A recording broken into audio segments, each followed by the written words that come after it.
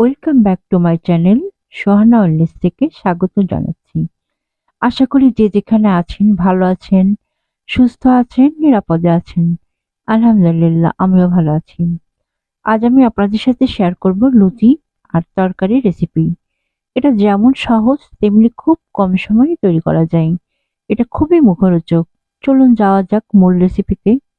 এখানে আমি আগে লুচির তরকারিটা রান্না করে নিয়েছি। আজ আমি ঘরে যা যা আছে তাই দিয়েই তরকারিটা রান্না করব। আপনারা আপনাদের পছন্দসই সবজি দিতে পারেন। আর আমি সবজির সাথে অ্যাড করেছি ছোলার ডাল। এর জন্য ছোলার ডালটা আমি একটু ভিজিয়ে রেখে আলাদা করে সিদ্ধ করে নিয়েছি প্রেসার কুকারে। আর সবজিগুলি আলাদা করে টুকরো টুকরো করে একটু ভাপ দিয়ে নিয়েছি, টমেটো আর বেগুন ছাড়া। প্রেসার কুকারে ডালটা সিদ্ধ হতে দিয়ে আমি আরেক চুলায় লুচির জন্য ডোটা রেডি করে নিলাম।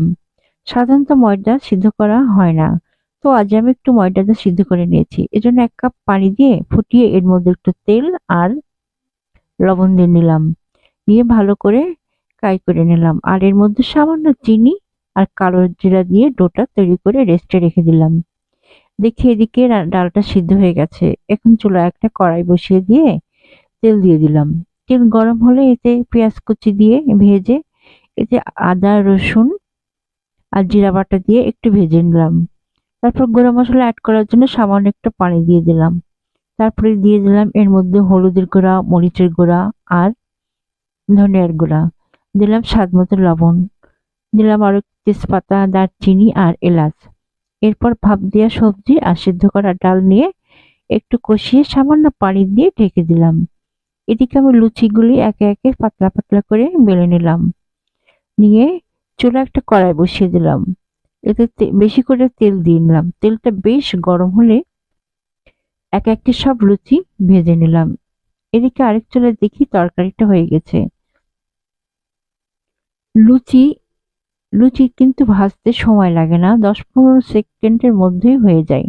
এটা সাধারণত ডুবো তেলে এবং তেলটা খুব গরম হলে লুচিটা ভাজতে হবে।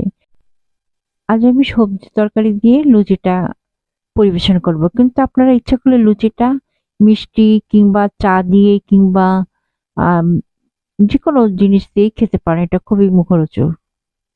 তো আজ এই পর্যন্তই। এখন এটা গরম গরম পরিবেশনের পালা। তো যাওয়ার আগে ছোট্ট অনুরোধ, প্লিজ আমার ইউটিউব চ্যানেলটাকে সাবস্ক্রাইব করুন। আর পেজ থেকে দেখে থাকলে ফলো আর কমেন্টস করতে ভুলবেন না।